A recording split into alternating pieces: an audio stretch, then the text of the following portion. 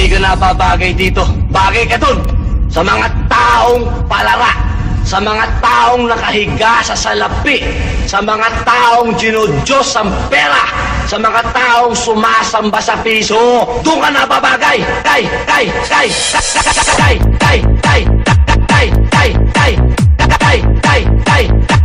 Doon ka napabagay.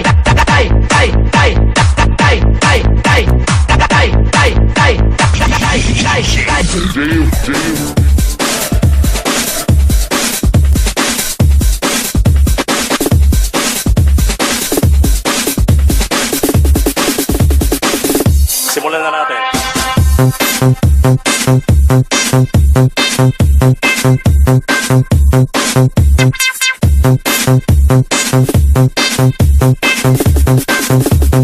Maraming salamat sa sumubaybay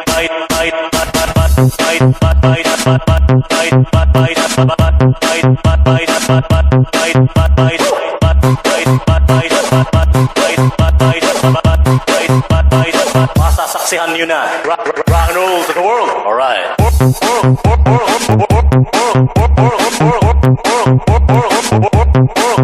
Alright.